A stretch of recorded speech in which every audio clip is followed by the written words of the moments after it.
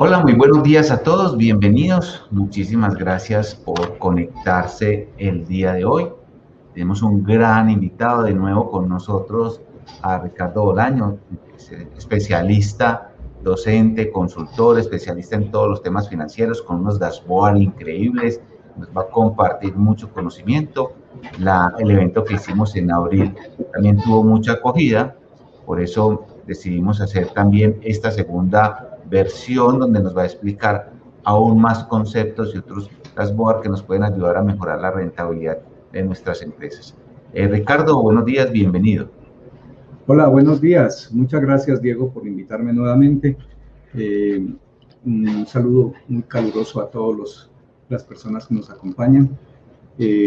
Espero que de alguna manera los comentarios que nos hicieron en la pasada ocasión alcance a resolverlos.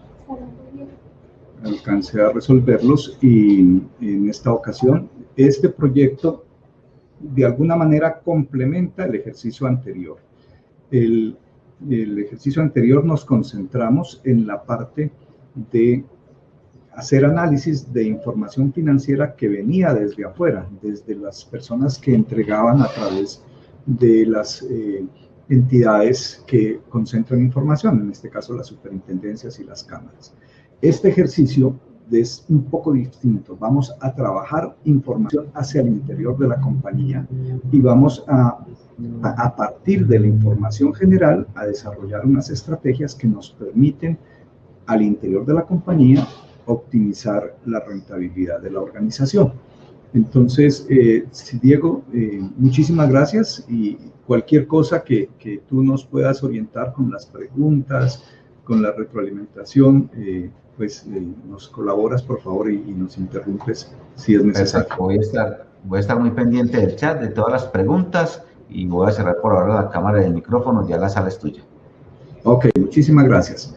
Entonces, mis estimados amigos, la idea es que trabajemos muy rápidamente con la parte conceptual para que podamos entrar a la parte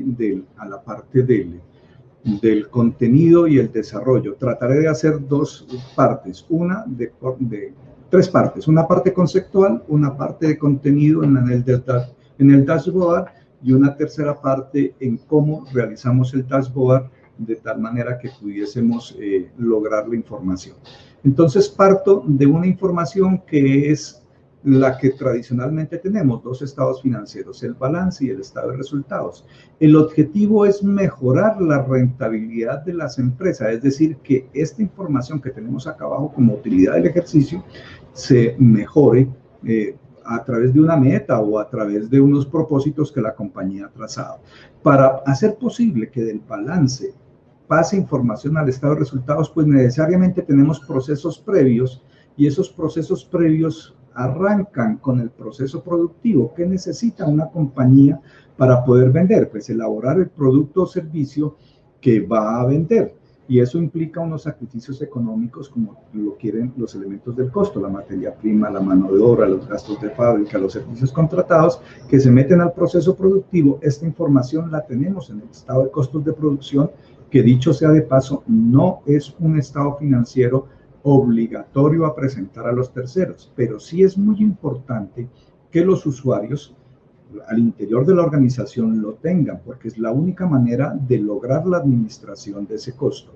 Al finalizar el proceso logramos tener entonces un producto terminado que salió del balance. Des en cuenta, todos estos rubros salieron del balance y vuelve al balance como producto terminado en el caso de los tangibles, y en el caso de los servicios se vuelve una parte del diferido. Yo no puedo facturar un servicio hasta que no lo haya terminado, luego temporalmente es un diferido.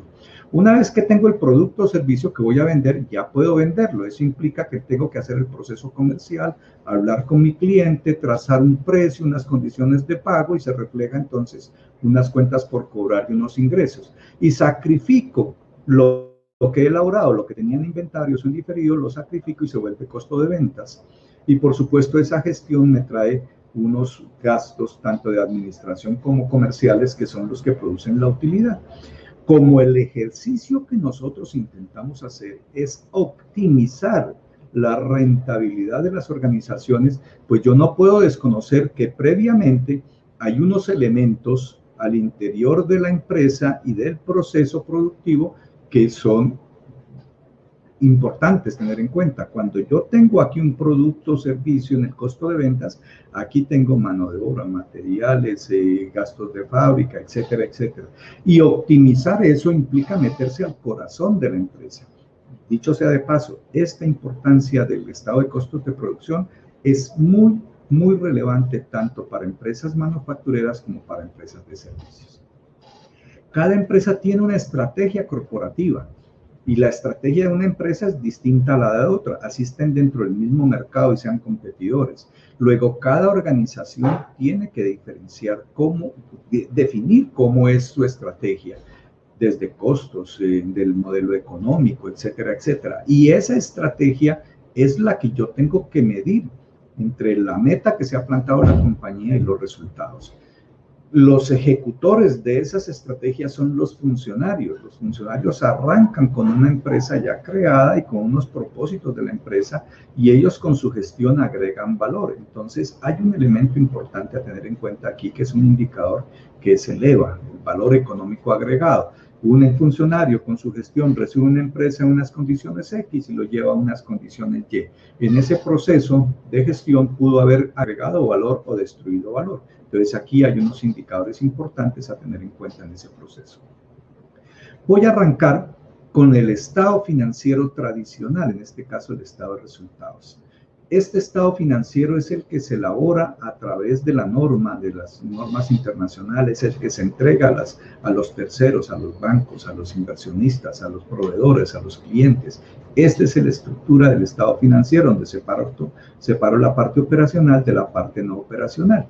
Yo no me voy a concentrar en la parte no operacional porque no es el core del negocio. El objeto del negocio es la parte operacional. Y en este sentido, la lectura tradicional es que tenemos unos ingresos, un costo de ventas, una utilidad bruta en ventas, y eso lo puedo leer de una manera vertical.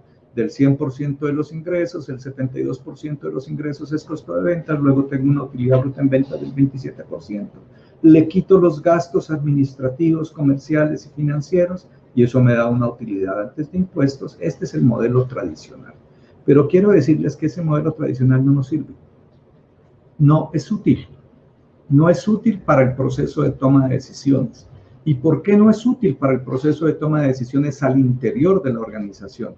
Porque esa información no detalla la información. Ten en cuenta que el costo de ventas es un rubro muy importante frente al total de los valores que le restan al precio. Pero aquí yo no tengo detalle. En cambio, sí tengo detalle de los gastos. Tengo el gasto administrativo y algunas veces abro los rubros del gasto administrativo, gastos comerciales, pero estos gastos son relativamente pequeños frente al costo de ventas. Entonces, desde ahí ya tengo dificultades para poder identificar posibles causas de la rentabilidad inadecuada. Pero además, no nos sirve porque ese estado financiero no me separa unos elementos que son muy importantes. ¿Cuántos de esos rubros tienen comportamiento variable y cuáles tienen comportamiento fijo? Esa información no está. Y no puede estar porque es del corazón del negocio. Si yo entregara esto a los terceros, pues les estaría entregando las entrañas de la operación. Entonces, pero al interior de la empresa sí debo separar. Entonces, este costo de ventas es el costo de producción, la parte que le corresponde al costo de producción, cuánto de eso es componente variable y cuánto de eso es componente fijo. Luego tengo que identificar qué es variable, definir criterios para el variable, por qué un variable se comporta como un variable, por qué un fijo tiene esa connotación de fijo.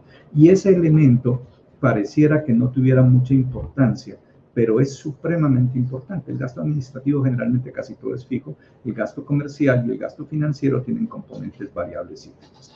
Entonces hay un elemento importante que define cuándo él se vuelve fijo y cuándo él tiene comportamiento variable.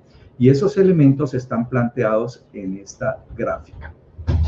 Si un rubro, el que sea que estoy analizando, es indiferente al volumen de producción, es decir, se comporta de manera inelástica al volumen de producción o de venta, es decir, él puede cambiar el valor de un mes a otro, pero eso no lo vuelve variable. Lo que lo vuelve variable es que él, frente a la unidad producida y vendida, cambie o no cambie. Si es indiferente al volumen de producción, es decir, si yo aumento producción y el comportamiento del rubro se mantiene, él tiene comportamiento de fijo. Pero si ustedes ven estas gráficas tienen unos puntos de inflexión donde se sube. Eso no es que sea variable, sino que se salieron de los rangos relevantes de producción. Una bodega, el alquiler de una bodega. Si la bodega tiene X número de metros cuadrados, me cuesta un valor y lo pago mensualmente, el mismo valor. Pero si por alguna razón, en una temporada especial del año, se me subió el volumen y necesito almacenar más, esa bodega no me sirve y tengo que alquilar otra. Eso no lo vuelve variable. Es fijo, pero se salió del rango relevante de producción. ¿Qué es un variable entonces? Un variable es aquel que se comporta de manera directa, en proporción directa al volumen de producción y de ventas. Aparece el consumo aparece la producción, aparece el consumo. Yo produzco una unidad, consumo materias primas. Yo vendo, produzco materias primas. En ese orden de ideas, sí puedo considerarlo como un variable, pero si no, no lo puedo considerar como un variable. Tendría que ser considerado, si es indiferente al volumen de producción, tendría que ser considerado un fijo. ¿Por qué razón es importante eso? Porque cuando hago el análisis por unidad, si yo tengo unos valores, en este caso, por ejemplo, 200 millones. 200 millones, si yo cojo y produzco una unidad, pues esa unidad tiene que absorber los 200 millones. ¿Cuánto me costó por unidad la producción de esa, en la parte fija? Me costó 200 millones de pesos esa unidad. Pero si produzco 2 unidades, ya me costaría 100 millones de pesos cada unidad. Si produzco 4 unidades, cada una me va a costar 50 millones. Si produzco 1 millón de unidades, el costo va a ser inferior. Entonces, miren que el costo fijo unitario tiende hacia cero, sin ser cero. Se sube cuando se sale de los rangos relevantes, pero él sigue tendiendo hacia ser cero. Por eso es importante separar los costos fijos, porque los costos fijos tienen comportamiento de economías de escala, en tanto que los costos variables no tienen ese comportamiento. Los costos variables tienen por unidad una tendencia a mantenerse en equilibrio, con excepción a aquellas compras que yo por volumen podría eventualmente tener unos beneficios en la compra al negociar un volumen. Pero cuando el producto es abundante, cuando el producto es escaso y se sube el volumen, entre más demando, más se me sube el costo unitario. Entonces, la tendencia es a que se mantenga estable, pero por efectos de la escasez puede subir o puede bajar.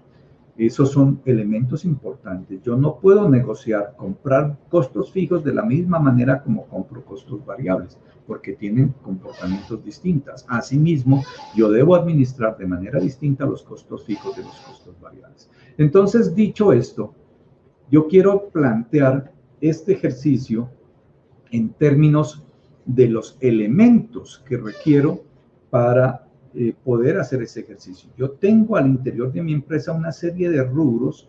Esos rubros debo analizarlos de manera independiente para saber si su comportamiento es fijo o variable. Si él es gasto, si es costo. Hay unos criterios para definir si es costo o gasto, pero especialmente tengo que mirar si estos van a tener comportamientos fijos o variables, porque esto es lo que va a permitir segmentar la información para poder tomar las decisiones en el ejercicio que voy a construir. Una vez que yo tenga al interior de mi empresa todos los rubros definidos que son fijos y variables, pues ya podría entonces construir a partir de la información elaborada en la segmentación, estos rubros que tengo en el estado de resultados los segmento en variables y los segmento en fijos, y entonces organizo la información de la siguiente manera. Ingresos, esos no cambian. Los ingresos tienen comportamiento variable. Vendo una unidad a un precio X y eso me da un valor. ¿Ok? Vendo 2 unidades, de esa unidad es 1 millón de unidades a un precio X y eso me da un valor. Entonces, él tiene comportamiento netamente variable. Asimismo, los costos. Si yo vendo y produzco unas unidades, consumo unos recursos. las materias primas. Si yo vendo unas unidades, pago una comisión, pago unos impuestos, pago un transporte, entonces eso lo vuelve variable en algunos rubros. Entonces segmento los costos variables, costos y gastos variables, y esos costos y gastos variables se los quito al ingreso. Si yo al ingreso le quito los costos variables, tengo un concepto nuevo que no estaba en el estado financiero planteado acá. Acá planteo utilidad bruta en ventas. Esa información no es útil, pero sí es útil el margen de contribución. ¿Qué es el margen de contribución? Lo que queda del precio después de haber pagado los costos y gastos variables. Quiere decir que si yo vendo un peso, me gano un valor. Si yo vendo 2 pesos, me gano ese valor un poco más, al doble, etcétera, etcétera. Y esa relación de margen de contribución la planteo en términos porcentuales. ¿Qué porcentaje es ese margen de contribución del total de las ventas? Se llama razón de margen de contribución. Dicho de otra manera, de cada 100 pesos que yo venda, me gano 52 pesos para este ejercicio. Divido el margen de contribución entre las ventas, saco una proporción y encuentro esa relación porcentual. Aquí es donde debo trazar la estrategia. Yo debería trabajar muy bien esta matriz de la margen de contribución porque todos los actores, desde producción, desde comercialización, desde la parte administrativa, impactan con su gestión de manera directa en la conformación del variable.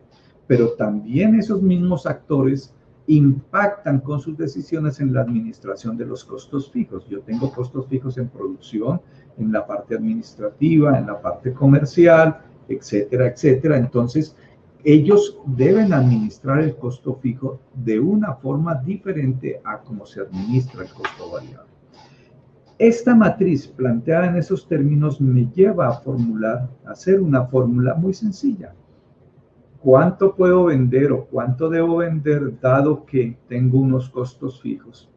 Quiero ganarme un dinero X planteado abajo después de impuestos si tengo una razón de margen de contribución. Entonces, miren, este estado financiero termina expresado en una fórmula matemática relativamente sencilla. Esta fórmula matemática también me plantea que aquí, si yo no deseo ganar ni perder, pues esto vuelve cero y eso me plantearía un punto de equilibrio. Esa formulita me lleva a responder muchas preguntas. Voy a endeudarme. Necesito endeudarme tantos millones y voy a sacar del flujo de caja de la operación tanto dinero al año. Yo necesito saber cuánto debo vender para pagar esa deuda. Pues entonces meto lo que voy a pagar de intereses más de capital acá, sumado a este valor de UDI y ya puedo hacer la fórmula y él me dice cuánto debo vender para pagar la deuda y generar la utilidad deseada. Entonces, esta herramienta se vuelve supremamente útil. Pero así planteado, esto dijera que la compañía tiene un solo producto y eso no es verdad. La mayoría de las empresas tienen más de un producto. Y entonces, cuando yo tengo aquí ventas, aquí estoy mostrando las ventas de muchas líneas y de muchos productos. Esa información no está detallada aquí, pero sí la puedo detallar en el renglón siguiente. Este 1.602.000 son las ventas, 1.602 millones son las ventas.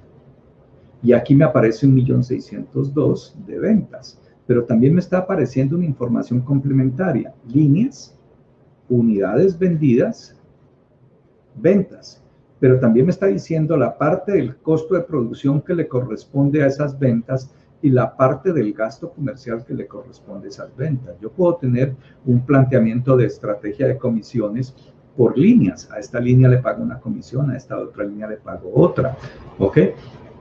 Puedo plantear estrategias donde a unos clientes les reconozco el flete o no, etcétera. Entonces, tendría que trabajar inclusive un poquito más a fondo con ese nivel de detalle y llegar inclusive hasta clientes. Aquí en una lectura rápida, visto a nivel de líneas, podría decir que de este 1.602.000, por mezcla de ventas en valores, la línea que más vende en valores es la línea D. Pero la línea que más vende en mezcla de ventas en cantidades es la línea E. Pero la línea que más margen de contribución, ¿qué es el margen de contribución? Las ventas menos los costos y gastos variables.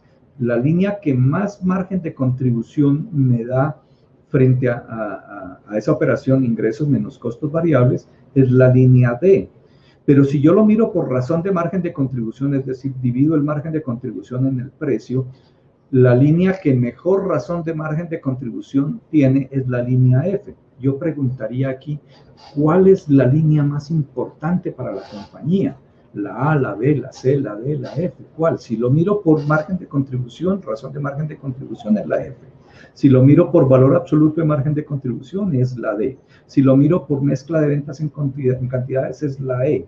Entonces pareciera que aquí me genera un problema de poder identificar la causa. ¿Cómo resuelvo ese tema?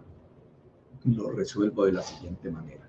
Yo tengo información de unidades e información de valores absolutos. Si yo divido estos valores absolutos entre las unidades, llegaría al valor unitario.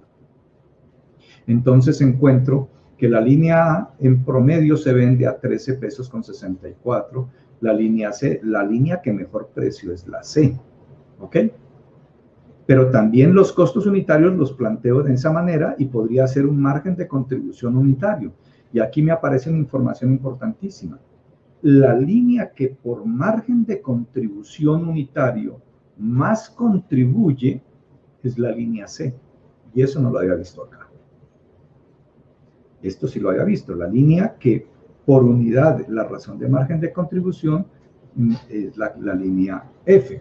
Entonces aquí ya tengo dos variables que son muy importantes. ¿Cuánto me gano por cada unidad vendida? Esa información no la tenía en margen de contribución. ¿Y cuál es la razón de margen de contribución sobre esas ventas? Tengo dos datos importantes que ya me permiten reducir esto a dos variables. ¿Cuál de estas dos me importa más? ¿La contribución por unidad o la razón de margen de contribución? Y me sitúa eso entre el C y el F, la línea C y la línea F. Pues resuelvo esto utilizando una herramienta que viene desde mercadeo que se llama la matriz del Grupo Consultor de Boston. La matriz del Grupo Consultor de Boston me plantea que yo tengo en la matriz 4 cuadrantes. Los productos estrella, contrapuesto a los productos estrella, los productos huesos, los productos lecheros, que son los que uno está abrevando permanentemente de ellos porque tienen una alta rentabilidad pero un valor muy pequeñito.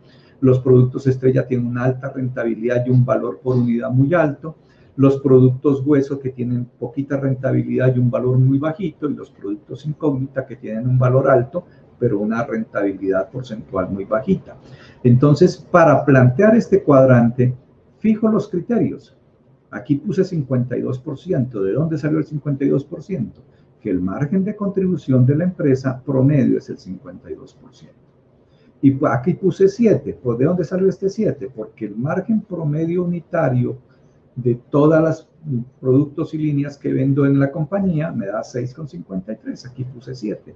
Y eso me permitiría plantear entonces la línea A, la línea B, la línea C al interior de los cuadrantes. Pero necesito una información más interesante todavía. Esas líneas frente al tamaño de la venta, o sea, el porcentaje de las ventas, entonces el promedio de las ventas tengo 6 líneas, es decir, en el promedio cada una tiene el 17%. Si todas vendieran el 17%, el promedio sería 17%. Entonces, los que estén por encima del 17% tendrán color verde, los que estén por debajo del 17% tendrán color rojo, y los que estén cercanos al 17% tendrán el color amarillo. Entonces, ya segmenté esos colores para poder definir. Entonces, la línea A es de color verde, es de estar por encima del 17%. La línea B y F están por debajo del 17%, entonces son de poca venta, poca participación en las ventas internas. Y hay una información complementaria, que es lo que traigo justamente de la matriz del Grupo Consultor de Boston, es el tamaño de la participación en el mercado. Estas líneas frente al mercado con los competidores es un mercado pequeño, mediano, grande. Eso me lleva a hacer unos análisis posteriores del ciclo de vida y de todas esas cosas que ya son propios de mercadeo, que no los voy a entrar a profundizar aquí. Pero ya estos tamaños de las bolitas me dicen el tamaño de la participación en el mercado. En este caso, la línea A participa de una manera muy pequeñita, en cambio la línea B participa de una manera importante, porque es grande su participación en el mercado. Y ya en ese ejercicio, entonces ya podría trasladar estas bolitas a la matriz del Grupo Consultor de Boston, lo cual me plantea este ejercicio. La línea estrella es la línea C, de hecho ya lo hemos visto cuando dijimos que era el que más contribución por unidad tenía. Lo sigue la línea A, pero la línea C en la participación en el mercado es grande, ¿cierto? Y es intermedia la participación entre las ventas internas, en tanto que la línea A es una participación en el mercado de los competidores pequeña, pero es una participación en ventas alta, con el 24%. Ya ubicado aquí, ya puedo hacer estrategia. ¿Qué puedo hacer para que estos productos que estén en hueso mejoren su rentabilidad? Pues si quiero mejorar la rentabilidad, tendría que hacer un esfuerzo hacia la derecha para pasarlo hacia lecheros. Si yo mejoro la rentabilidad, eso es lo que pasaría con este producto. ¿Cómo mejoro la rentabilidad? Pues tengo dos estrategias, o la combinación de dos estrategias. O vendo a mejor precio, es decir, vendo más valor agregado en el producto, o administro el costo en el proceso de gestión de compras y en el proceso de gestión de producción para que el costo por unidad sea menor. Si yo hago que suba el precio o que baje el costo, mejoró la rentabilidad de la empresa y ya tengo fuerza hacia el lado derecho. Pero si hago fuerza en mejorar el precio del producto porque le hago un valor agregado, es muy probable que los costos también se suban. En ese orden de ideas, sube el precio y sube el costo, y es posible que la fuerza que esté haciendo es pasarlo del lado del cuadrante de huesos al cuadrante incógnita. Pero ya de por sí he mejorado porque estoy generando más contribución por unidad para ese producto. De igual manera se beneficia a la compañía. Entonces, si yo planteo estos ejercicios, ya tengo unas herramientas importantes de definición de estrategias que nos puede ayudar a gestionar al interior de la compañía directrices. Señores comerciales, hagan esto. Señores de producción, hagan esto. Señores de la área administrativa, hagan esto. Pero a nivel de línea, posiblemente esa información no es tan importante. Me da unas directrices, pero no me dice qué productos en concreto. En ese orden de ideas, pues tengo que referirme un poco más en detalle. Aquí ya tengo, me estoy metiendo al mundo del dashboard. He ido al corazón del negocio, donde tengo los datos de las ventas por productos, de los costos por productos, de los gastos por producto, y entonces ya me permite plantear esta matriz del dashboard. Voy a ampliarlo un poquito más para que tenga una mejor visión. Y esa matriz del dashboard me lleva a puntualizar. Las bolitas más grandes son las líneas y las bolitas pequeñas son los productos. Entonces voy a mirar la línea A. La línea A tiene los productos A1, A2, A3, A4. ¿Y la línea A dónde está? La estoy viendo aquí muy cerca de los lecheros, con alguna inclinación o con alguna tendencia a subir hacia los estrellas. ¿Ok? El promedio de la línea está cerca de los estrellas, está 7,5, ¿cierto? Y yo había planteado a 7. Y con el 55% de margen, y el promedio estaba en el 52. Entonces la línea está en los estrellas, pero bordeando la parte de los lecheros. Pero hay un producto. El producto A3 tiene 34% de margen y tiene 4.85 de contribución por unidad. Si yo quiero mejorar la línea, pues con que haga un esfuerzo en este producto, en hacer que el producto se vaya hacia los incógnitas o se corra hacia la derecha mejorando su rentabilidad, ya la línea sube un poquito hacia los estrellas. Entonces, miren la bondad de esta información que nos da el dashboard, poder puntualizar en qué parte está y a partir de eso generar estrategia específicamente en un producto o específicamente una tarea. Si yo sé que tengo que mejorar la participación, la contribución de este grupo, de este producto A3, que está dando de contribución 4,85 y quisieran mejorarle la contribución, pues una forma sería haciendo que él por unidad tenga un mejor precio, ¿cierto? Muy probablemente el costo por unidad también va a subir, pero si yo mejoro el precio y el costo sube, se viene hacia acá arriba porque contribuye más por unidad. ¿Cómo hago eso? Agregando valor al producto para que el cliente aprecie ese valor y esté satisfecho por pagar un precio diferencial, un precio mejorado.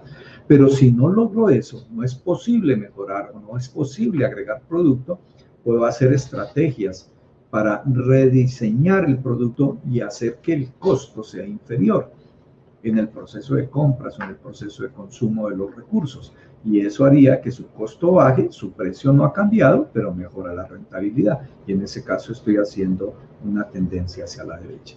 Esta información juega un papel muy importante porque además de plantearme la información a nivel de línea de producto, también me está diciendo qué canal es el más rentable, qué canal es el que mejor rentabilidad me da. Entonces, aquí ya tendría que irme al apoyo de la información que está por acá en las ventas. Si yo tengo esa información, voy a ponerla en su total. Si yo tengo esa información, que el total de los clientes de todos los canales, que son 191, aquí tengo el top 10 más la diferencia. Entonces tengo 191 clientes para este ejercicio que venden este valor con esas unidades. Y hago el ejercicio del precio de promedio y hago la contribución y la razón de margen de contribución. ¿Ok? Aquí noto que el cliente estrella es el cliente CL06. No tengo un nombre comercial, no me interesa. Él participa con el 14% del total de las ventas y contribuye con el 57%, está por encima del promedio. Ese cliente es muy importante para mí. Pero hacia acá abajo tengo unos clientes que están por debajo del 52% y son del top 10. Aquí ya me está diciendo dónde debo trabajar también, cómo debo trabajar la negociación con esos clientes. Y esos clientes se sectorizan por canales. Yo tengo en este ejercicio 5 canales: el canal distribuidores, el canal grandes superficies, el canal market, o sea, punto de venta propio, el canal de supermercados, que es distinto a grandes superficies, y el canal de tienda a tienda. Cada uno de esos canales tiene esfuerzos distintos de operación y costos, por supuesto. Entonces, cuando ubico a un cliente dentro de un canal, podría hacer un análisis por canal. Y en este caso, el canal distribuidores está con un margen de contribución del 45%, por debajo del promedio de la compañía. El canal de grandes superficies tiene un margen de contribución del 57%, por encima del promedio de la compañía. El canal puntos de venta o market tiene el 49%, está por debajo de la compañía. El canal supermercados tiene el 53%, por encima del promedio de la compañía. Y el canal TAT o tienda a tienda tiene el 52%, está justamente en el promedio de la compañía. Entonces ya sé que tengo que concentrarme en la gestión comercial de 2 canales: distribuidores, que están en el 45%, y supermercados, si mal no estoy. Perdón, y market. Entonces ahí comienzo a mirar cuál es la estrategia comercial en estos puntos de venta que estoy vendiendo. Estoy vendiendo productos de segunda, estoy vendiendo productos que están de lento movimiento en el inventario. Si eso es así, justifica que ese margen sea.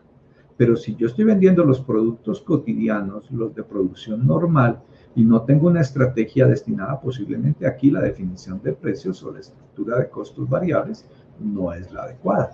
Tendría que revisarlo. De igual manera, en el canal distribuidor tendría que entrar a mirar cuál es la dificultad que tengo. Entonces, segmenté por canales, que me da una información importante. Esta compañía tiene 4 centros de distribución desde donde se despacha la mercancía: suroccidente, noroccidente, centro-oriente, Caribe. Y entonces es una compañía que para el ejercicio la ubiqué la producción en Bogotá, y desde Bogotá despacha hacia los centros de distribución. Bogotá atiende el centro-oriente. Bogotá vende 48.000 toneladas de las 125.000 toneladas, es decir, casi el 35%, no calculé el porcentaje aquí. ¿Ok? En tanto que los otros venden alrededor de 25.000 toneladas. Entonces, las tres Sendis distintas a la principal hacen el 75% y hacen como el 20%, y el 40% lo hace más o menos la principal. Ya me estoy dando cuenta que hay unos clientes que están amarrados a esos Sendis y que algunos tienen un mejor margen de contribución. Este contribuye con el 51%, el 51,98%, el otro contribuye con el 52% en el promedio, el otro contribuye en el 52,56% por encima del promedio, y el Caribe está en el 51,77%. Ya me estoy dando cuenta que los problemas los tengo en el suroccidente y en el Caribe. Y cuando hago ese ejercicio también podría mirar por vendedor. ¿Qué vendedor está haciendo el mejor esfuerzo? En este caso, este vendedor está trabajando en market, desde el punto de venta, 49%. Este vendedor trabaja los canales distribuidor, supermercados y TAT y vende con el 48%. Aquí tengo problemas con este vendedor, con la estrategia comercial de este vendedor. Este otro vendedor está en el 50%.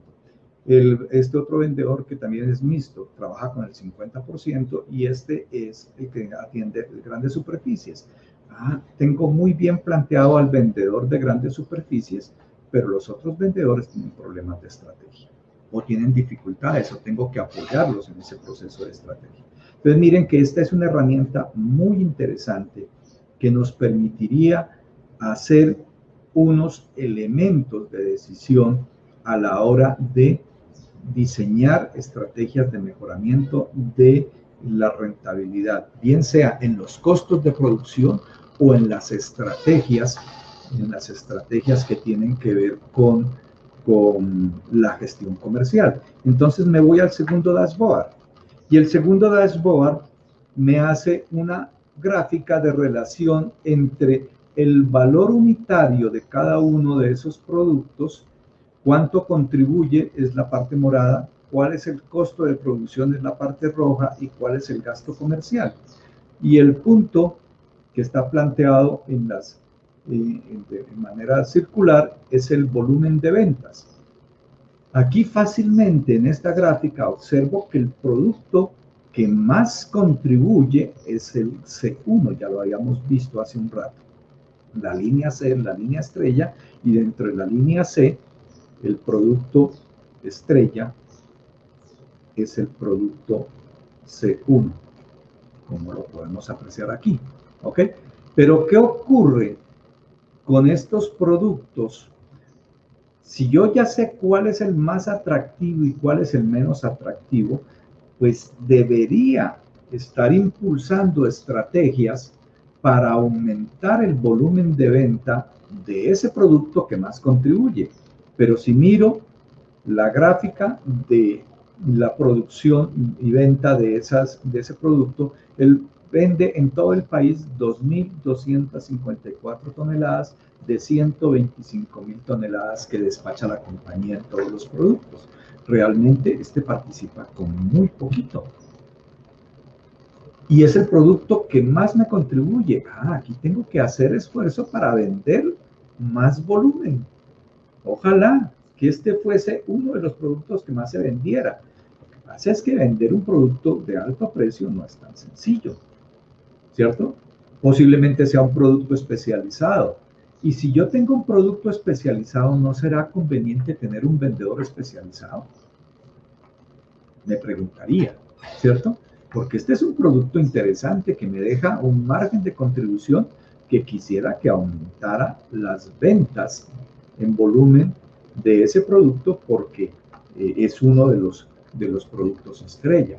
Y así me pregunto por cada uno de ellos. Este, por ejemplo, que es tan chiquitico, vende 3.000 toneladas al año.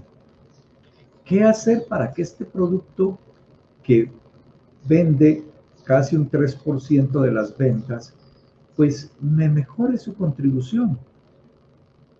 Así como este contribuye mucho por unidad, bastante por unidad, este contribuye muy poquito, entonces, y vende bastante, proporcionalmente más que el producto estrella. ¿Qué puedo hacer para mejorar? Voy a coger los demás volúmenes. El demás volumen, por ejemplo, este vende 9.000 toneladas al año y es el producto E1. Y el producto E1 tiene un margen de contribución, E1, tiene un margen de contribución que lo plantea en el grupo de los huesos, muy cerquita del vértice, muy cerquita del punto de encuentro, pero está, este producto vende mucho, pero no tiene una buena rentabilidad. Entonces, tengo la información. ¿Qué parte es más importante de ese producto? ¿El costo o el gasto? El costo, por supuesto, es más importante. El gasto es muy pequeño. Y si voy a mirar cuáles son los componentes del gasto, voy a mirar que los componentes del gasto son 1, 2, 3, 4, 5, 6, casi 7 componentes del gasto. En cambio, acá en el costo tengo 4 o 5. Vamos a mirar materiales, mano de obra, gastos de fábrica, gastos indirectos, ¿cierto? Pero todos esos no son variables. ¿De cuáles son variables dentro del costo de producción? Son variables los que define la compañía por estrategia.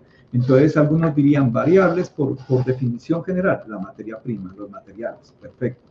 Algunos dirían variables, la mano de obra, depende del modelo de contratación. Si yo la contraté fija, si la pago por tiempo, la pago por unidad producida. Si yo la pago por unidad producida es variable, si la contraté por tiempo es fija. Gastos de fábrica, el mantenimiento, los seguros, los servicios generales, la energía. La energía es variable. Yo le hago una pregunta, ¿tengo un medidor que me pueda decir cuántos kilovatios hora se consume por cada unidad producida? No, entonces manéjelo como fijo. ¿Ok? Entonces, cuando hago esa segmentación de la estructura del costo del producto, encuentro que variables son muy poquitos. Yo no creo que pasen más allá de 3 o 4. El resto está en el paquete de los fijos. Ahora miramos qué hacemos con los fijos. ¿Ok? Pero acá en este ejercicio solamente vienen los variables y como voy a mejorar es el margen de contribución, me concentro en los variables. En este caso, el grupo más importante es materia prima. Esta información da mucha herramienta administrativa que nos permite optimizar. Y para eso lo único que necesito es tener un buen sistema de información, un buen criterio para la segmentación de los rubros, para definir qué son costos y qué son costos fijos y qué son costos variables. Porque si tengo eso, me queda facilito hacer este trabajo. ¿Por qué razón segmenté por aparte los costos comerciales? Miren que los costos comerciales, que son 7, puntualicé algunos. Fletes. No a todos los clientes que le vendo le despacho con costo mío. A la mayoría de los clientes les despacho con costos que ellos pagan. ¿Ok? Pero hay algunos clientes que en la negociación me pusieron que el costo lo asuma yo. ¿Ok? En ese caso, hay algunos clientes, algunos productos o algunas líneas que tendrán costo de fletes, otras no. En la negociación cliente por cliente tengo que haber colocado la condición si genera o no genera costo para la compañía, gasto, en este caso gasto comercial. El seguro, sí o sí yo tengo que tener la mercancía asegurada porque ese es mi patrimonio. Yo debo tener asegurados los inventarios y si el transporte es con entrega en instalaciones del cliente mientras el producto esté en desplazamiento, ese producto es mío y luego debo tenerlo asegurado. La comisión es un porcentaje que yo le pago al vendedor por la venta y esto está amarrado al precio. Y si el precio sube, sube la comisión. Y si él vende más volumen, sube la comisión. Entonces aquí tengo unas tarifas. Generalmente son tarifas.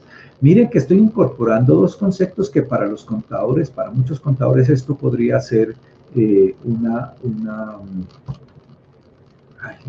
herejía. ¿Cómo es que vas a meter el impuesto ahí? El impuesto del ICA y el impuesto de retención en la fuente. Si eso no es parte del gasto comercial, claro que es parte del gasto comercial. Yo cada vez que vendo tengo un impuesto llamado industria y comercio y esa tarifa está fija. No vendo, no aparece el impuesto de industria y comercio. ¿Ok? Pero eso y la retención en la fuente, ¿por qué aparece ahí? Porque cada vez que yo vendo, el cliente me paga un porcentaje menos. Esa partecita se la paga el Estado y yo la recupero después en la declaración de renta. ¿Ok? Pero está amarrado a la venta. En el caso personal, por ejemplo, yo facturo honorarios, a mí me retienen la módica suma del 11%. El 11% del 100 es muchísimo. ¿Cómo no lo voy a meter dentro de la estructura? Para el caso de las empresas manufactureras, ese porcentaje puede estar en el orden del 3, del 4%, pero de todas maneras impacta. ¿Y el costo financiero por qué aparece ahí? Pues razón sencilla, si yo tengo una estrategia comercial donde planteo que la política de crédito es de X número de días, y digo, la política de crédito por canal o para todo el mundo es 30 días, todas las ventas que excedan la política me generan un costo, porque no estaba estimado dentro de la estructura de costos del negocio. Entonces, hay vendedores que por vender más terminan aceptando condiciones no favorables para la compañía, como es créditos por encima de la política. En ese caso, yo calculo el costo financiero de esa decisión y se la traslado a la gestión comercial de tal manera que impacte la rentabilidad y pueda medir la gestión comercial del vendedor. Y esto está amarrado también, por supuesto, a un esquema de bonificaciones y de pagos y de incentivos que tiene que tener el área comercial. Esto en el concepto. Yo sé que hice una disertación bastante acelerada porque quiero dar espacio a que las personas hagan preguntas de la parte conceptual y también hagan preguntas que tengan que ver con la parte técnica de cómo se elaboró esta información. Les voy a dejar un espacio de preguntas de aproximadamente un cuarto de hora, Diego, y atendemos entonces el tema de la parte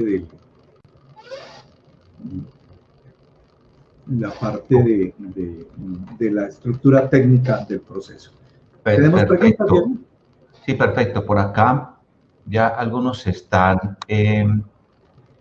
animando. Martín nos pregunta que dónde está la fuente de datos de estos dashboard, que si eso es local, que si vas a hablar un poquito de ese tema técnico, sí, de cómo conectar los datos. Ese es el punto que voy a trabajar enseguida. Correcto. Por eso hice lo más rápido posible la parte conceptual y la parte visual para después concentrarme en la parte técnica. ¿Hay alguna otra pregunta con respecto a conceptos? Ok, por ahora no tenemos preguntas. Estoy acá pendiente si alguien se anima en el chat. Bueno, entonces... A tener ese tipo, o no sé si nos puedes compartir, según tu experiencia como consultor y docente, cuáles son esas dudas que normalmente surgen en este manejo de la información. ¿Sí? Por ejemplo, lo que nos decías ahora de la herejía que podemos pensar de incluir el tema de impuestos en este tipo de análisis. Ya, entonces voy a partir de esas partes conceptuales. La contabilidad tiene tres grandes usuarios perfectamente diferenciados. Un primer usuario se llaman los terceros. Para ese usuario de los terceros hay una norma que son las normas internacionales de estados financieros que dicen cómo, cuándo y bajo qué métricas, parámetros y formatos se presentan información. Entonces dice, debe presentarse mínimo una vez al año, debe presentarse mínimo 4 estados financieros, el balance, el estado de resultados, el estado de cambios en el patrimonio, el estado de flujos de efectivo. Debe presentarse bajo esta técnica y plantea cómo se valora un activo, cómo se valora un pasivo y define unos conceptos. Esa perspectiva de la información financiera, la contabilidad financiera, con enfoque a terceros, debe mantenerse, ¿ok? No se debe irrespetar. Pero si yo le presentara esa información al Estado le importa un pepino los formatos y las métricas de la norma de estados financieros. El Estado dice, a mí me interesa que usted me pague impuestos por las ventas y por las utilidades, y mis formatos son estos. Y le dice, lléneme la información de esta manera y bajo estas reglas. Entonces, la misma contabilidad, no estoy diciendo que es doble contabilidad, la misma contabilidad vista desde la perspectiva tributaria se enfoca atendiendo las reglas del estatuto tributario, y entonces hay ingresos que se postergan, hay ingresos no gravables, hay ingresos y así también los gastos. Entonces tengo una perspectiva de la contabilidad para atender a un usuario muy importante llamado Estado. Pero tengo otro usuario que es más importante que los dos anteriores, que son los administradores, los que tienen que tomar decisiones día a día y definir si vendo o no vendo una propuesta que me han hecho, acepto o no acepto una propuesta, si me voy a un nicho de mercado, si saco una línea, si subo precios, si redirecciono una política al interior de la compañía para mejorar la liquidez o la rentabilidad o el riesgo. Y esa información que requiere su usuario interno no tiene reglas. No tiene reglas. Cada compañía define cómo lo quiere y en qué condiciones y cómo quiere analizar cada rubro. Luego, esa es la contabilidad administrativa. Cuando yo hablé de la herejía contable, estoy hablando justamente de que cuando voy a elaborar información administrativa, los parámetros los fija cada empresa. Y los define porque así es su estrategia empresarial. Luego lo que tengo que soportar muy bien son los fundamentos de la estrategia empresarial. Entonces, lo que en el estado de resultados, los impuestos se ven acá, allá abajo, en la utilidad antes de impuestos, acá yo los meto perfectamente al gasto comercial. Y los manejo porque tengo un criterio. Cada vez que yo vendo, me retienen en la fuente. Y ahí puedo plantear unas estrategias para mejorar el impacto de esas condiciones. ¿Ok? Entonces... Y es muy importante, y discúlpame, te interrumpo un momento, Ricardo, porque es que en las empresas se adolece información por el costo de tener esa información, el costo en tiempo, el costo en recursos humanos, ¿sí? El costo de tener que redigitar datos de pronto, de manejar la información de forma muy manual, cuando ya existe mucha tecnología para esto. O sea, podemos tener información perfectamente en línea, no conformarnos únicamente con los reportes que genera el sistema, con los listados o imprimir cosas y redigitar en Excel. Ya podemos tener tecnología, pues nosotros nos dedicamos a eso con Viable, pero independiente de Viable, hay muchas formas, o sea, Power Query, hay muchas formas de automatizar esa consecución y esa elaboración de esos reportes, porque las decisiones no las podemos seguir basando en simplemente la intuición, o porque esto es lo que históricamente ha tenido la empresa, o ver los resultados de la compañía a la mitad del siguiente mes, o un mes o 2 meses después. No, uno tiene que tener esa información todos los días, porque es información que es muy, muy variable. Por supuesto. Un gerente llega el lunes o llega el viernes, el gerente financiero, a hacer los pagos de la compañía. No le sirve, hoy estamos a 26, no le sirve el estado financiero de 31 de abril. Le sirve la información de saldo en los bancos del 26 de mayo. Entonces, esa información para la toma de decisiones, la oportunidad y la calidad es muy importante.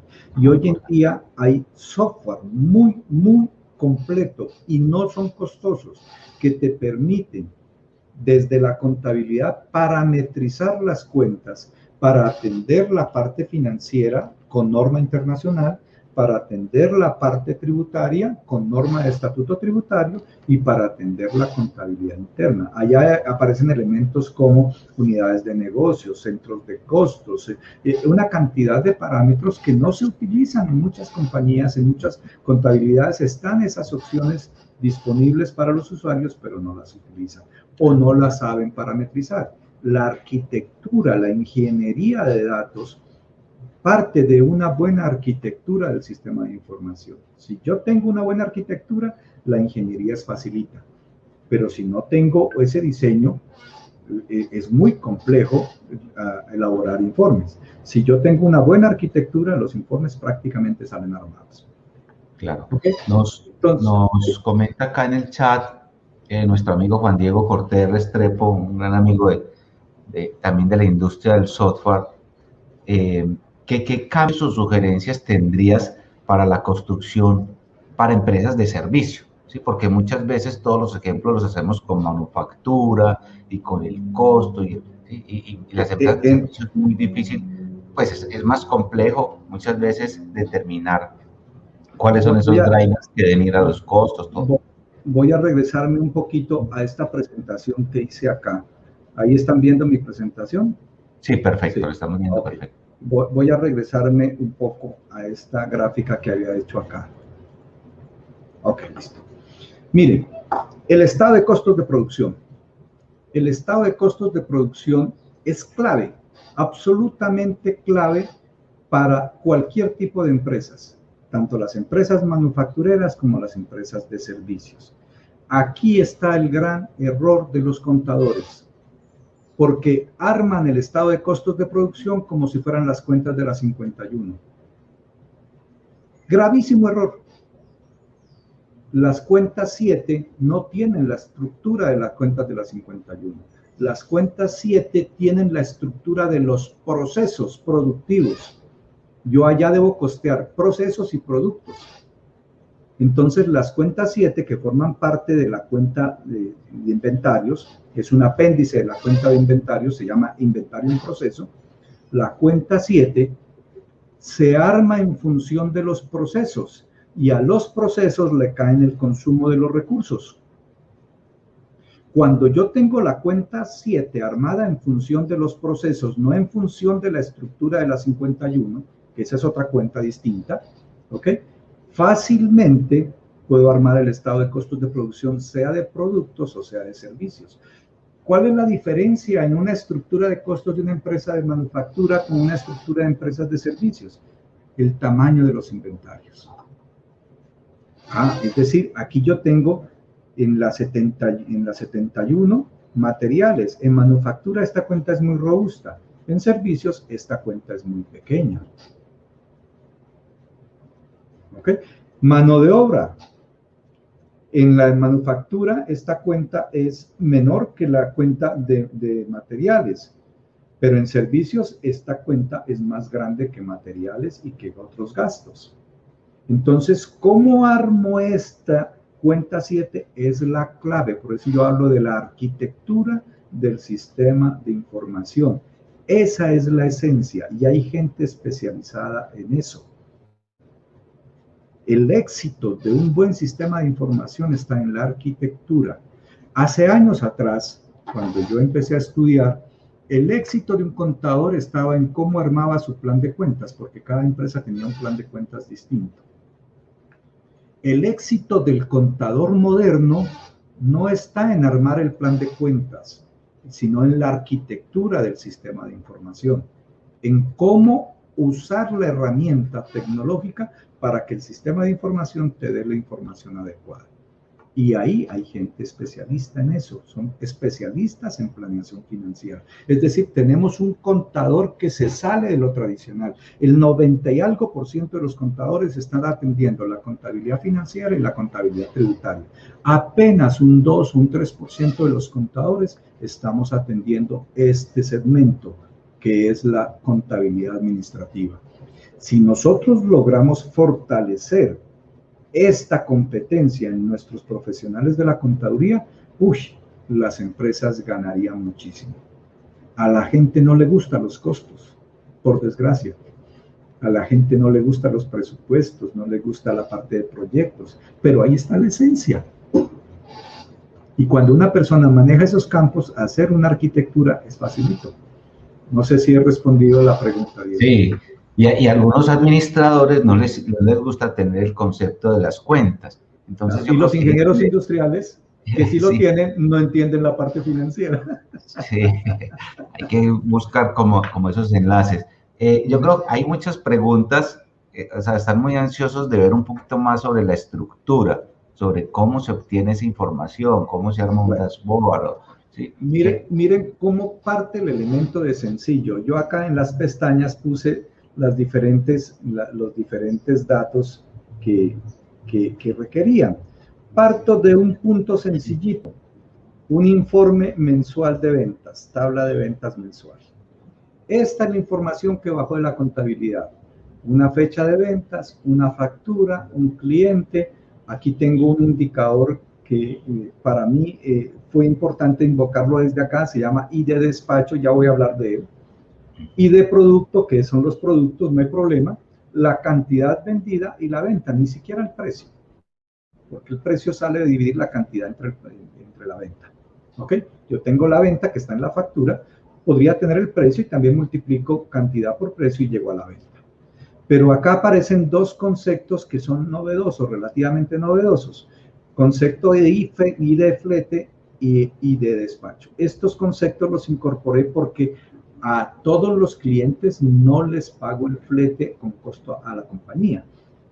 A algunos clientes, los que están con connotación 1, la compañía asume el valor del flete y los que tienen valor 2, ellos pagan el flete cuando reciben la mercancía.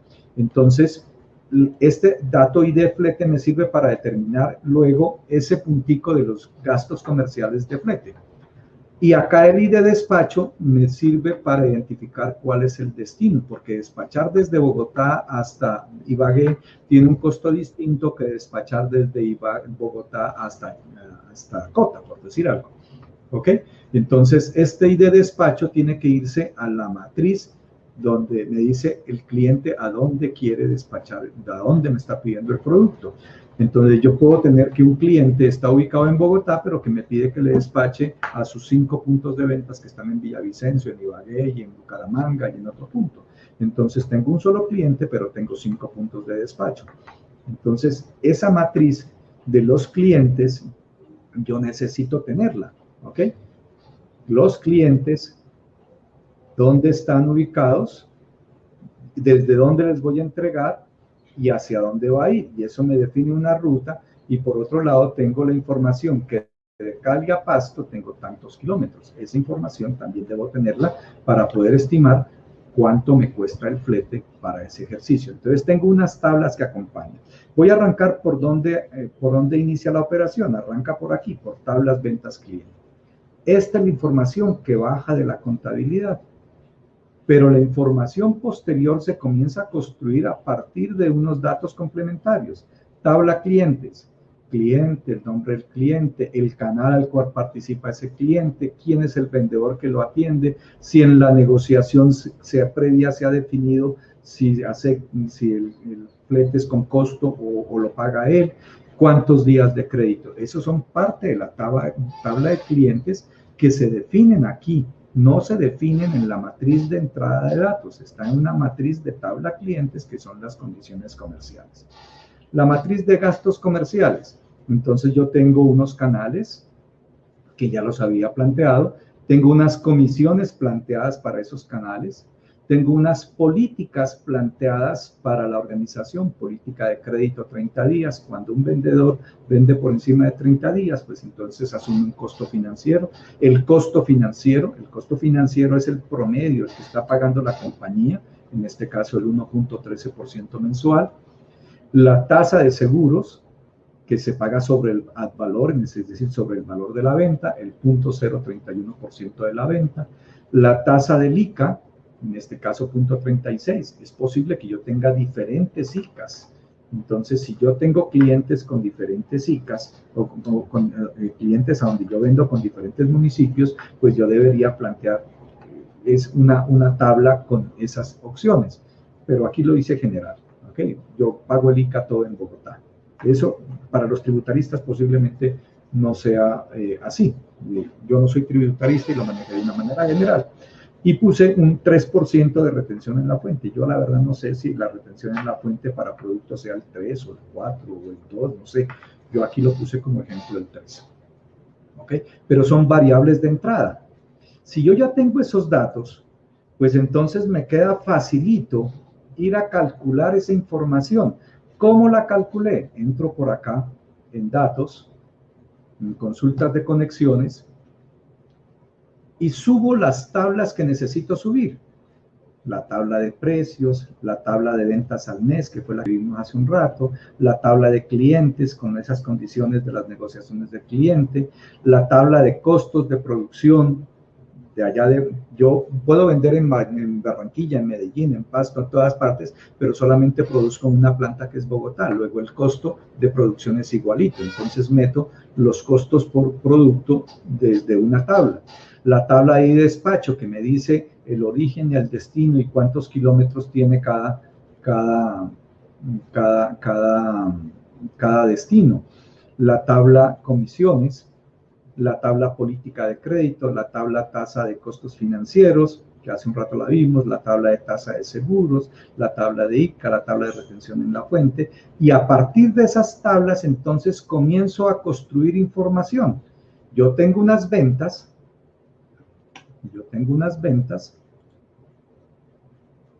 y esas ventas, arranco de la tabla de ventas, yo tengo unas ventas que lo tengo en la matriz de ventas, y a esas ventas necesito calcularle para este caso cuál es su costo de producción. Pues en las ventas tengo el código del producto vendido, pues voy y busco de la tabla de costos de producción el costo de producción de ese producto, y ya en el final, cuando terminé toda la segmentación, me quedé solamente con la información que me interesa. Y la información que me interesa es código de producto, cantidad de producto y costo unitario de producto. Multiplico la cantidad por el costo unitario y saco el costo de producción total. Después necesito el costo unitario, buscaré la forma de calcularlo. Pero aquí estoy sacando el costo total de producción. Entonces, cada matriz tiene un proceso que me genera una base de datos, y esa base de datos, aquí va a tener un problema porque se va a demorar un poco el cálculo. Bueno, ya listo. Entonces, terminé con el costo de producción, definí unos rubros. En este caso, ingresos tiene el rubro 1 y gastos y costos tiene el rubro 2. ¿Para qué? Para después poder segmentar qué es ingresos y qué es costos y gastos variables. Y aquí, por supuesto, la parte del costo de producción. Ya saliéndome de esa matriz, ya tengo entonces la base de datos de costos de producción, la base de los gastos de comisión, la base de datos del flete, la base del gasto de seguros, el total de la venta. Todo eso lo empaqueto y lo meto a una base de datos anexada, donde me queda los datos. La base de datos original eran 42.000 registros. Esos 42.000 registros anexados terminaron siendo 371.000 filas, donde está el rubro y el valor. El rubro es ventas, el rubro es gastos de producción, el rubro es gasto comercial flete, el rubro es gasto comercial Entonces, pero el concepto es rubro. El concepto es rubro. Bueno, aquí tendría que mostrarme todo eso, pero tendría que cargar un rato. Y acá tengo el valor. Podría calcular el unitario. Si yo divido el valor entre las unidades, que por acá debo tenerlo, encuentro el valor unitario. Entonces ya tengo el precio unitario y el gasto unitario. Y con esa tabla anexada es la que llevo al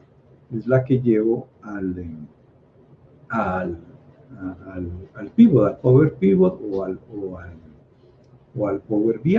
¿Ok? Entonces voy a salirme de aquí para irme a la matriz del Power Pivot. En el Power Pivot traigo los parámetros que necesito.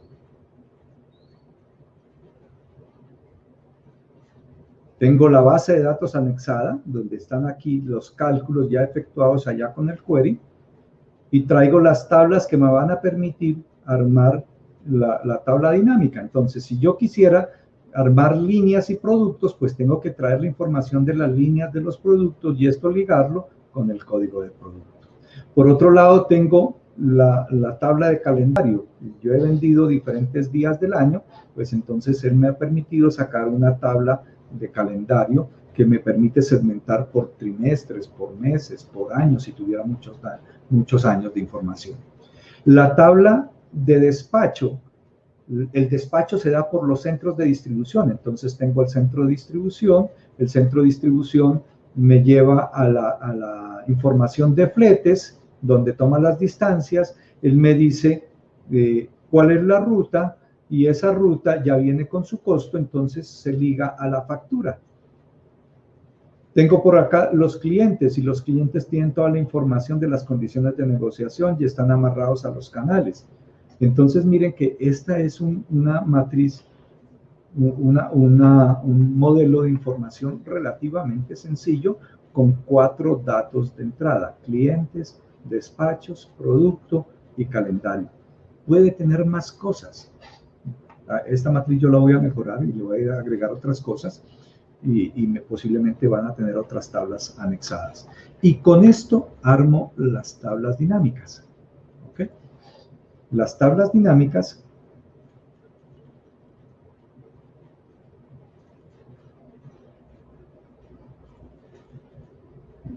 cierro acá. Las tablas dinámicas, yo bajo la información, pero no trabajo sobre la tabla dinámica, porque las tablas dinámicas no son tan versátiles para hacer los gráficos. Entonces, traigo la información a través de unas fórmulas. A mí me gusta trabajar mucho con la fórmula de índice coincidir. Me parece que es una función muy versátil, donde él me ubica una coordenada de filas y columnas y me trae el dato. Entonces traigo los datos y sobre esos datos de valores absolutos, como tengo el tonelaje, el volumen, calculo los unitarios y grafico los unitarios. Entonces desde este dato es que yo hago la gráfica. Entonces tengo las ventas mensuales, que son las que me permiten abrir este dashboard de acá. ¿Cómo he vendido? Volumen a través de los meses. ¿A qué precios he vendido? Y me permite con los segmentadores obtener la información total de la compañía o de los productos. ¿Ok? Si yo tengo por acá un gráfico que me saca la información de margen de contribución, de costo y de gasto, pues debo tener alguna tabla dinámica que me permita construir estos datos. De igual manera debo tener una tabla dinámica que me permita, listo, desde aquí sale la información. Entonces saco los datos en la información que requiero y después de la tabla dinámica saco la información sobre la cual grafico. De igual manera acá, saco los costos unitarios con una tabla y desde acá grafico. ¿Cuál es otra que tengo que puede ser de utilidad? Si no, esto es esta. Bueno, hay una tabla dinámica que yo tengo por acá que quería mostrarles. Esta. Ok. Miren que esta de tu cliente, el dashboard, esto es una imagen. Esto no es una gráfica, esta es una imagen. Y esa gráfica viene de una tabla dinámica donde yo dije, sáqueme el top 10. Aquí me está sacando el top 10.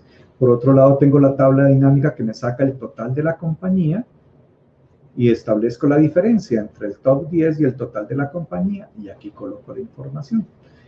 Esta información la copio a manera de imagen y la llevo al dashboard. Y en este dashboard entonces ya tengo una imagen que me permite aumentar o disminuir en la gráfica del dashboard. Este dashboard permite hacer cálculos. Yo aquí, por ejemplo, puse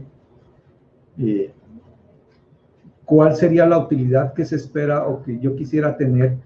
Perdón, si yo quiero una utilidad por Cendis de tanto para que tenga una utilidad de 200 millones, en el estado de resultados inicial tenía 126, quiero tener 200 millones, pues entonces, ¿cuánto tengo que vender por Cendis para lograr la utilidad de 200 millones. Hay una fórmula, aplico la fórmula. Entonces, este dashboard me extrae información, pero también me permite calcular sobre él algunas cosas que pueden ser útiles para la reunión que estamos construyendo.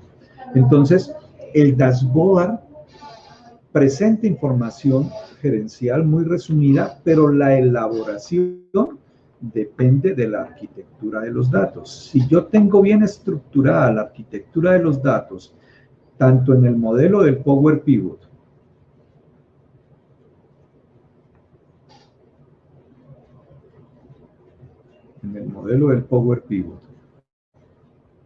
como en la forma como calculé esta base de datos anexada allá en el Power Query, la información sale facilita.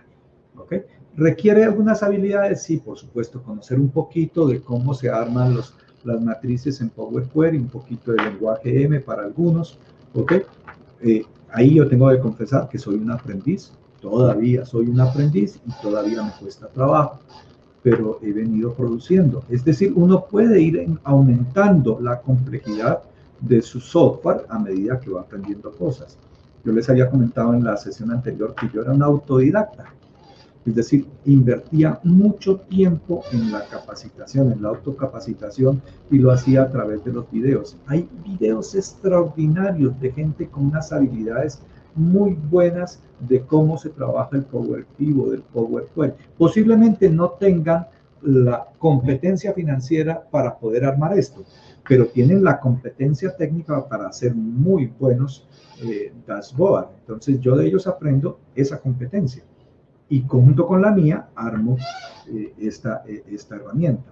Posiblemente esa misma información de técnica para un arquitecto, pues él hace otras cosas, y un ingeniero mecánico hace otras cosas. Él junta su competencia técnica profesional con la competencia desarrollada en la parte tecnológica y logra armar unos dashboard muy interesantes de acuerdo a sus necesidades. No sé si he respondido la pregunta, Diego. Perfecto, aquí estamos todos súper atentos a todo lo que vas mostrando. Les escribía yo por el chat lo importante en este momento de ir aprendiendo los conceptos básicos de estas herramientas como Power Query, Power Pivot, que inicialmente a uno le pueden parecer muy complejas, pero yo lo relaciono mucho como cuando no sabíamos manejar tablas dinámicas y aprendimos a manejar tablas dinámicas, y el análisis de los datos y la construcción de informes nos cambia totalmente. Ya uno empieza a pensar siempre en los informes, en la captura de información, en los datos en forma tabular, como tablas, y hacer los análisis más rápido. Ahora es el momento de ir dando ese otro paso, de conocer herramientas como Power Query, que hay una muy buena parte que es muy fácil, es muy poderosa, pero es muy fácil, no tenemos que ser programadores. Nosotros hemos realizado varios talleres de introducción a Power Query. Les estaba preguntando por el chat que si quieren podemos programar otro, porque como ven es una herramienta fundamental, o sea, para no conformarnos solo con lo que nos genera el sistema, para no estar haciendo procesos manuales, para poder automatizar, hacer esas relaciones y llegar a este tipo de análisis de gráficos mucho más fácilmente. Por acá nos preguntan, yo tengo a mi esposa que me está ayudando con las preguntas. Dice, ¿el dashboard lo puede construir en Power BI o con Power Pivot? Yo no manejo Power BI, soy un aprendiz, apenas estoy haciendo mis primeros pininos, pero usted los puede hacer con Power BI o con Power Pivot. ¿Cuál es el beneficio de hacerlo en Power BI? Que la parte gráfica es mucho más completa. De igual manera, para los dos, usted necesita Power Query, ¿ok? Pero la parte gráfica de Power BI es extraordinaria, lejos, supera con creces lo que puedo hacer con Power Pivot. Todavía soy un aprendiz allá y no me atrevo a presentar lo que estoy haciendo. Y creo que Diego ya ha hecho bastantes pininos en ese mundo. Sí, claro, y hay que hacer ese camino, o sea, de hacer los gráficos y, digamos, los análisis en Excel, y ir conociendo un poquito esta herramienta. Power BI es muy bueno para el tema de interactividad. Cuando uno tiene la licencia premium, poder compartir esos resultados a través de la web y verlos muy fácilmente desde un celular o desde cualquier dispositivo. Eso tiene ciertas ventajas. Hay una versión gratuita, que es la versión de escritorio, la versión de Power BI Desktop, con la cual uno puede comenzar a hacer sus primeros pinos. Hay muchísimo material disponible en Internet. El mismo Microsoft genera muchísimo material, videos en múltiples idiomas para que uno vaya aprendiendo la herramienta. Es una herramienta que se actualiza cada mes, que salen cosas nuevas cada mes, pero que en su parte fundamental, pues digamos que aprenderla a manejar es relativamente fácil. Por acá hay otra pregunta que dice, ¿podría dar un ejemplo de la arquitectura del dashboard y mostrarlo? Listo, voy a plantear algunos beneficios que logré, por ejemplo, en este ejercicio. Voy a volver a compartir pantalla y ahí estoy compartiendo, ¿cierto? Por ejemplo, ¿qué logré? Aquí lo voy a mirar de una manera muy elemental porque el tamaño del archivo es relativamente pequeño. Yo logré lo siguiente, un beneficio que no lo había valorado con ese impacto. Esta es una matriz que ya tiene, el dashboard que estoy haciendo, ya tiene la versión 11.2, es decir, es una matriz que yo vengo trabajando ya hace algún tiempo. Es decir, su diseño original, la versión 1, era una cosa muy elemental y muy apalancado en el Excel.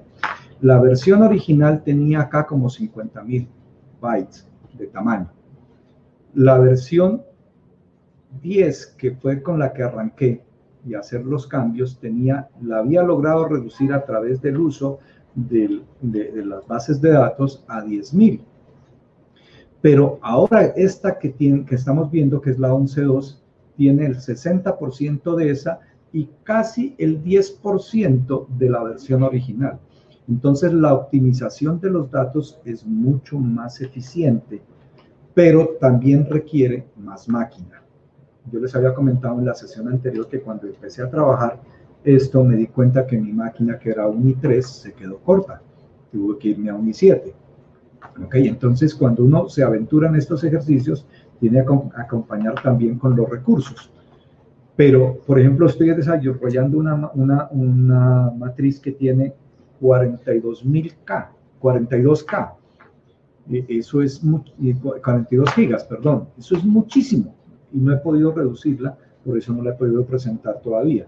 Con Power BI aspiro a poder reducir y presentar eso a través de la herramienta que planteaba Diego, poder trabajar desde mi computador, subirlo a una nube y desde ahí socializarlo hacia los computadores o hacia los usuarios que están trabajando. Entonces, estas herramientas, concluyo, requieren, por supuesto, una buena tecnología, un buen equipo, un conocimiento que uno lo va desarrollando y perfeccionando en el camino, pero se puede hacer, o sea, es posible hacerlo. ¿Cómo subir estos datos? Me preguntaba alguien. Si yo voy aquí a la matriz de datos y voy a consultas, yo puedo adicionarle una tabla que quiera. Digamos que yo quiero adicionar esta tabla de matriz de georreferenciación, por ejemplo, que todavía no la he utilizado. Yo quiero que me aparezca un mapa con los departamentos. Entonces tengo ya georreferenciados los departamentos con sus datos de longitud y latitud. Entonces subo esta base de datos a la herramienta que necesito. Si yo voy a procesar datos con ella, pues la subo al Power Query.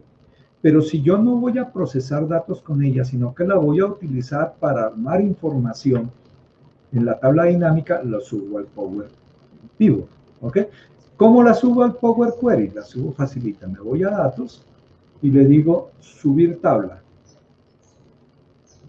Y ya la tengo en la matriz de datos, georreferenciación de departamentos. Y desde aquí puedo hacer todo el manejo que requiera en la depuración de los datos. ¿Ok? Como yo en este momento no la necesito aquí, la voy a eliminar. ¿Ok? Voy a hacer lo mismo en el Power Pivot.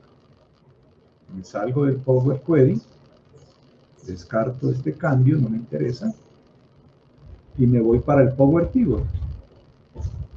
Y acá en el Power Pivot, ¿cierto? Quiero que me aparezca acá en la fase de vista de diagrama esa tabla. Pues entonces me voy a la tabla, le digo en el Power Pivot que me agregue esto al modelo de datos. Y aquí ya me apareció la tabla. Y esta tabla, pues yo la quiero relacionar al modelo de datos. Y el modelo de datos entonces me va a decir que yo tengo unos departamentos que son atendidos por el CENDIS. ¿Ok? Yo tengo un CENDIS, acá las tablas del CENDIS, y tengo la tabla de los departamentos relacionados con el CENDIS. Si hago este ejercicio de aquí para acá, aquí tengo una duda y me va a ayudar Diego si lo que estoy diciendo es verdad. Yo aquí tengo muchos datos de CENDIS porque cada departamento requiere un CENDIS, pero por ejemplo, el CENDIS que está en Medellín atiende al departamento de Antioquia, Atlántico, Cartagena, etcétera, etcétera. Entonces yo aquí tengo varias veces relacionado el CENDIS. En cambio acá tengo solamente una vez relacionado el CENDIS. ¿Ok? Si yo hago este ejercicio, me sirvió para relacionar el CENDIS con los departamentos, pero no estoy relacionado acá con la base de datos. Entonces tengo que buscar es cómo estos datos se relacionan con la base de datos anexada para que cuando oprima un cliente me aparezca la información del departamento. Eso tendría que buscar la manera como correlacionarlo. En este momento no la tengo. Y la forma como lo estoy correlacionando por aquí, me corrige Diego si estoy equivocado, creo que no me va a dar esa información, porque de aquí para acá debe ir la información en este sentido. ¿Ok? Pero está viniendo la información es de CENDIS hacia departamentos, y ahí no me correlaciona con la base de datos. ¿Es correcto, cierto, Diego? Así es. Así es, toca entonces, buscar. Esa relación no me sirve. Tengo que borrarla y buscar una relación que me permita llegar de aquí hacia acá. ¿Ok? Y esa es la arquitectura de la información. No sé si con eso respondí la pregunta que estaba haciendo el compañero de cómo se sube información. Sí, yo creería que sí. Miremos por acá si hay más preguntas.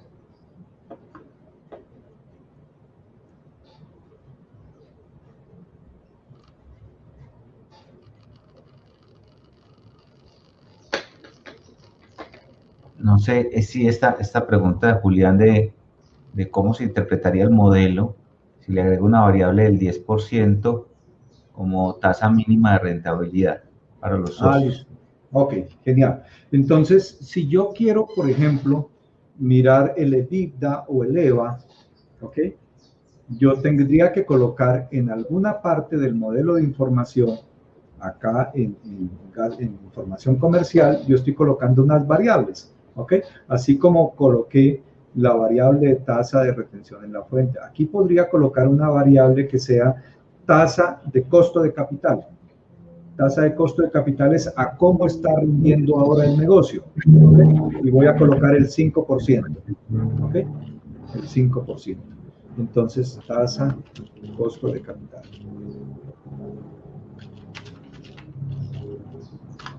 Yo necesito que esto se incorpore de alguna manera en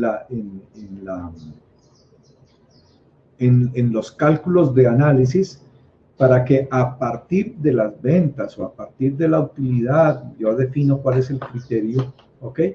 Debe darme una comparación. Cuando estoy mirando costo de capital, estaría diciendo es cuánto me renta el negocio ahora o cuánto me cuesta el costo de capital. Estoy hablando de la utilidad. Entonces tendría que subir esto al modelo de tal manera que cuando calcule la utilidad, la pueda comparar el porcentaje de la utilidad lograda con respecto al costo de capital. y entonces ahí establezco una relación que podría graficar. Pero en el momento yo, por ejemplo, abandoné el análisis para esta matriz, abandoné el análisis, no está mirando para nada mi pantalla, ¿cierto? No está mirando mi pantalla, por eso es que yo estaba hablando sin que me vieran. Ahí sí están viendo. Entonces les decía, acá en todo el tiempo estamos viendo. Ok, ahora sí lo están viendo. Sí, todo el tiempo estamos viendo, no hay problema. ¿Antes me estuvieron viendo también? Sí, no hay problema. Ajá. Cuando estaba acá, entonces, en la tabla de comercial, creo que aquí, no, gasto comercial, aquí había incorporado las políticas, los costos financieros, pues voy a incorporar una variable nueva que se llama tasa de costo de capital. Y el costo de capital es lo mínimo que esperan los socios ganar, ¿ok? Y voy a colocar el 5%. Esta información va a terminar siendo comparada con la información que me sale acá. ¿Ok? La rentabilidad neta del negocio, porque finalmente esta es la rentabilidad que termina el socio percibiendo si así lo decide en la asamblea.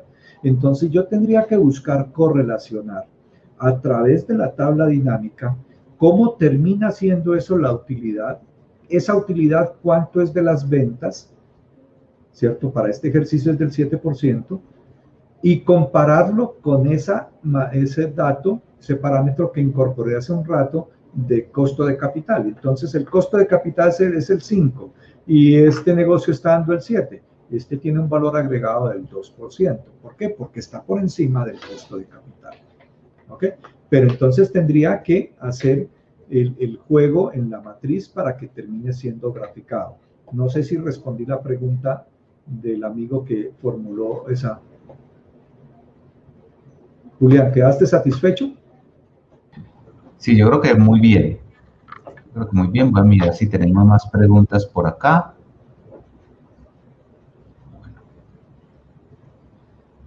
Victoria dice que si se pueden enlazar diferentes bases de datos para la creación. Claro, Victoria. Claro. Y no solamente información que venga de tu sistema administrativo, sino que puede venir, uno puede conectar información que esté, como vimos en el dashboard anterior, que esté, por ejemplo, en Internet, que es la información de las 1000 empresas que está por allá en datos.gov, o información que tenga uno en hojas de cálculo o en un CRM. Bueno, hay muchas, uno puede vincular diferentes fuentes.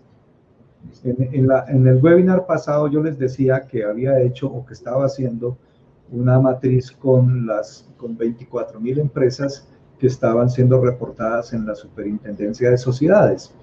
Y ahí tenía 4 bases de datos. Empresas NIP pymes, empresas NIP grandes, y dentro de esas dos había 2 subclasificaciones. ¿Ok? Entonces terminaban siendo 4 bases de datos que entregaban información financiera de balance, estado de resultados, estado de cambios en el patrimonio, estado de flujo de efectivo. Entonces yo terminé integrando 4 bases de datos y esas 4 bases de datos me entregaban 4 estados financieros distintos y todas estas tenían un elemento común que era el nombre de la empresa. Entonces, desde allá, desde la superintendencia, jalé la información y logré la interacción de todas estas tablas, ¿ok? Pero requiere, por supuesto, tener conocimiento de la arquitectura, que eso es lo importante. Por acá escribiendo, si alguien tiene más preguntas o aporte, que pueda escribirlas en el chat. Si no tiene acceso al chat, puede escribirme también por WhatsApp de forma directa. Algunos me han contactado por acá de forma directa, preguntándome, por ejemplo, cómo pueden contactar a Ricardo, ¿sí? Bueno, mi información está aquí. Yo tengo una empresa de consultoría. El email es integralconsult@soc. Mi celular está aquí, 318-731-2490. ¿Qué es lo que yo normalmente hago? Este ejercicio se conoce como mercadeo por atracción. Yo muestro lo que puedan hacer. Los invito a que lo hagan. Mi interés es que al interior de las compañías puedan construir información. Yo puedo acompañar en ese proceso de construcción, claro, por supuesto, pero mi interés es que quede capacidad instalada al interior de las organizaciones, es decir, que no queden amarrados a un externo para poder construir información. Entonces, si las empresas le invierten un tiempo y un recurso en preparar a su gente, es mucho más eficiente que contraten un consultor, porque ese consultor se puede ir y toda esa inversión se pierde. Entonces, me preocupo más en que la empresa desarrolle su capacidad instalada, y entonces ahí combino dos de mis grandes pasiones. Yo soy consultor por vocación y por profesión, pero soy docente por vocación. Y la docencia me ayuda a que pueda transmitir esos conocimientos para que terminen siendo capacidad instalada. ¿Okay? Entonces, invito a aquellas personas que lo quieran hacer a que desarrollen esas habilidades y acompañen esos procesos. Ahora, si no tienen el recurso y quieran que se lo hagan, pues también se lo hago, por supuesto. No es la mejor opción, pero lo hago. Sí, yo creo que se te nota esa pasión por transmitir el conocimiento. Uno siempre quiere ayudar, hacer su aporte. Obviamente, detrás de esto hay un beneficio económico como todo, porque también uno tiene que solventar pues, gastos y generar sus ingresos, pero más allá de eso, que es una simple consecuencia, es como la pasión porque sea más eficiente el trabajo de las personas, tengan mejor información para tomar decisiones, tengamos empresas más competitivas, independiente de su tamaño, porque muchos piensan que eso es para grandes empresas, para multinacionales que tienen sus super departamentos de planeación, de presupuesto, sus ingenieros de desarrollo. Sí, no, yo creo que independiente del tamaño, uno puede tener un emprendimiento realmente muy competitivo y ir ajustando esas tuercas para ir creciendo de una manera más sólida. ¿Sí? Porque muchas veces el desconocer la información hace que uno deje por ahí llaves abiertas que son los que finalmente lo desangran. Así es. Yo invito mucho, en mi proceso de docencia y de consultoría, apoyo mucho los emprendimientos. Y buena parte de mi esfuerzo en ese proceso es hacer que los emprendedores, que buena parte son técnicos, excelentes comerciales o excelentes profesionales en la parte técnica, con excelentes productos, la historia dice que se quiebra el 70% de los emprendedores por falta de habilidades financieras, porque no saben definir un precio, porque no saben administrar un flujo de caja, etcétera, etcétera. Entonces, yo invito mucho a que desde el principio de un negocio se plantee una estrategia financiera. Si yo tengo una estrategia financiera clara, la posibilidad de fracasar es menor. Entonces, no tenemos que esperar a ser grandes para plantear una buena estrategia. La cultura financiera es una necesidad de todos los profesionales, de todos los perfiles. Algunos tienen la habilidad para poder interactuar con la tecnología, otros tienen que contratarla, ¿ok? Algunos, porque la misma ley los obliga, tienen que llevar contabilidad y estas cosas. Pues inviten a sus asesores a que les ayuden al proceso administrativo, que no sea solamente la presentación de la declaración fiscal y la elaboración de los estados financieros para entregárselos al banco, sino que les ayuden al proceso administrativo. Ese enaltece la profesión, enriquece la profesión y además crea riqueza. Este país sufriría menos si las empresas fracasaran menos. ¿Okay? Ahí hay un capital social que se pierde de una manera importante. Sueños, ilusiones, patrimonios se pierden porque no hay cultura financiera.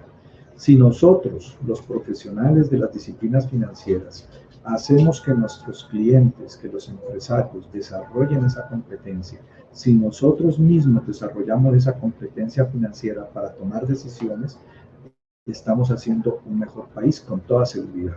¿Okay? Esto no solamente es para ganar más dinero, para nada. Por supuesto, las empresas se hicieron para ganar dinero, pero especialmente se hicieron para generar riqueza y distribuir riqueza, generar empleo, pagar impuestos, intervenir a la sociedad positivamente. Si nosotros logramos esa transformación empresarial, vamos a tener un mejor país con toda seguridad. Así es, Ricardo. Bueno, yo creo que ya estamos entonces llegando al final. Muchísimas gracias siempre por esa disposición para compartir el conocimiento con todas las personas. Como siempre, esperamos que se nos vuelva a presentar otra oportunidad para compartir contigo, para hablar de otro tema. Y no sé si quieres dar un último mensaje. Sí, con todo el gusto. Tengo otros temas que he venido preparando. Estoy preparando uno que va a ser, ya lo tengo preparado, realmente lo que quisiera es buscar la oportunidad. Este es un tema que está orientado hacia los profesionales que vendemos servicios. Una de las preguntas que más nos hacemos es ¿cuánto debo cobrar por mi servicio? ¿Cuáles son los criterios que debo tener en cuenta? Entonces, muchas veces yo me guío por los precios del mercado. ¿Cuánto cobra fulanito? Eso cobro yo. Pero resulta que las necesidades de fulanito son distintas a las necesidades mías. Entonces, yo debo partir de un conocimiento de mis finanzas, de las finanzas corporativas o de las finanzas familiares, para determinar cuánto vale una hora de servicio. Pero también debo tener en cuenta los tiempos muertos que demanda la operación. Los tiempos muertos son tiempos que se consumen y que no se facturan. Entonces, teniendo en cuenta esa estructura financiera de las finanzas corporativas o de las finanzas familiares y teniendo en cuenta los tiempos muertos que demanda la operación, es decir, los tiempos que no facturo, yo debo saber calcular cuánto vale una hora de servicio. Eso es una matriz muy interesante que en el ICESI me invitan a hacerlo con alguna frecuencia con un grupo de personas de Confandi que están buscando cambiar de empleo o que han perdido su empleo. Y es una matriz muy, muy exitosa. Entonces, quisiera compartirla con ustedes en algún momento. Excelente, Buscaremos el espacio. Vamos entonces a mirar cómo generamos el espacio, cuál puede ser el mejor horario para que realicemos este evento de pronto en junio o en julio. Por acá te están felicitando, María Cristina dice que excelente, que muchas gracias. Julián dice que si puedes programar uno para hablar del EVA. ¿Sí? A Carmen también muchísimas gracias. Es tan sencillo que no daría para una hora. Sí. Si quiere, sí, se explica muy facilito, no da para una hora realmente, pero podemos conversar, me llamas y conversamos, no hay ningún problema. Claro que sí. A Ana Milais, a Giovanna Colombo, que también estuvo, a nuestros amigos de Enlace Global, a Osvaldo, muchas gracias también por compartir este evento con toda su comunidad, a Hugo Juvenal, a Gloria Buitrago, que siempre está ahí con nosotros, lo mismo que Jessica, a Aura, bueno, a todos muchísimas gracias, que tengamos un excelente día y nos vemos en una próxima oportunidad. Ricardo, muchas gracias. Gracias por la disposición, muy amable. A todos un abrazo, un buen día.